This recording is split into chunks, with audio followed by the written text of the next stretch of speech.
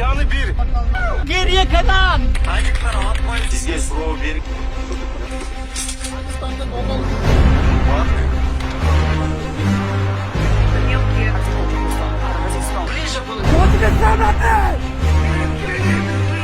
На кыргызско-таджикской границе я вышел говорить. Задуматься можешь оскорблять так.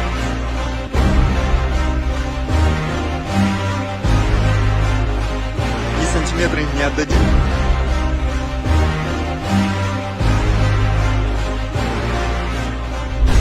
Всем салам алейкум. Сегодня хочу рассказать о таджикско-киргизском конфликте на границе. Цель данного ролика – донести правду, как все было на самом деле. Несмотря на то, что киргизские военные стали разыгрывать абсурдную тему, без каких-либо объяснений стали провоцировать конфликт, сжигать свои же дома и нагло обвинять в своих же преступлениях таджикский народ, разжигая войну и межнациональную рознь, громко кричали и писали заголовки о том, что таджикский народ сжигает свои же дома для того, чтобы обвинить киргизов в этом беспощадном преступлении. Это все провокация.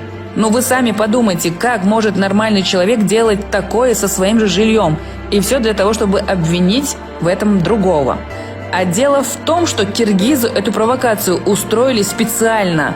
И об этом знают даже сами жители Киргизстана. Они были свидетелем всего этого абсурда. Всю правду рассказал пожилой гражданин Киргизии о том, как все было на самом деле.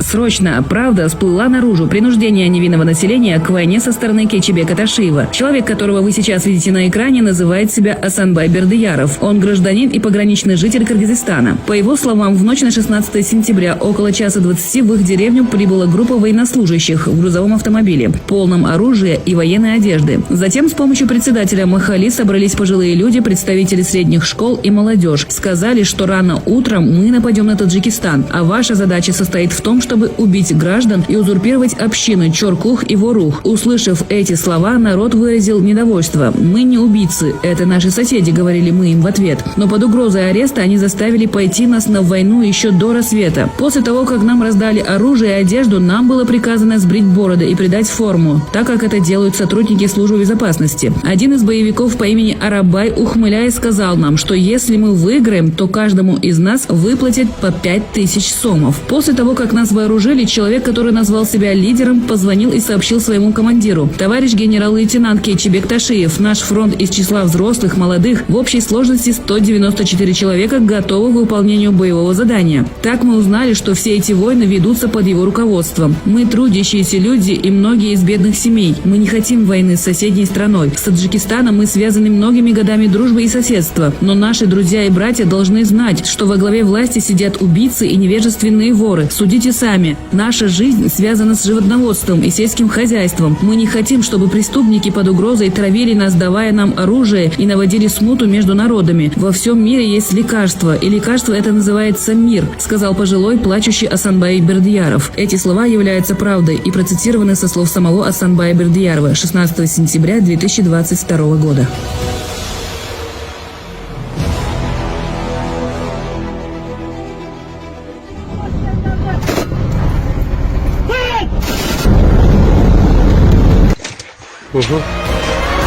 Таджикистан испокон веков никогда не был агрессором, и мы никогда ни на кого не нападали, уж тем более не бомбили школы и мечети, как это безжалостно делает киргизская сторона.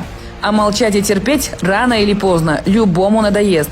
И даже при таком раскладе мы не стали агрессивно реагировать. Кому выгодна эта война? Ну, может, Садыру Джапарову, который 13 сентября 2022 года открывает новую базу для беспилотных дронов? И что вы думаете? Реально, это самый подходящий повод для того, чтобы проверить свои дроны на практике над реально живым народом. Всем мира и добра. Таджикистан, мы за тебя.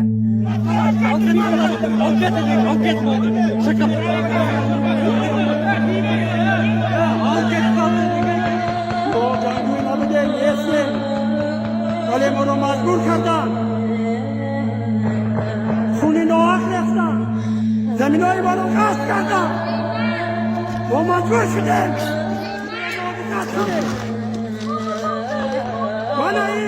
سرچکم ده دخترچم گذاشتن همه گذاشته خونم قصاص خونی اسکر بچه تاجه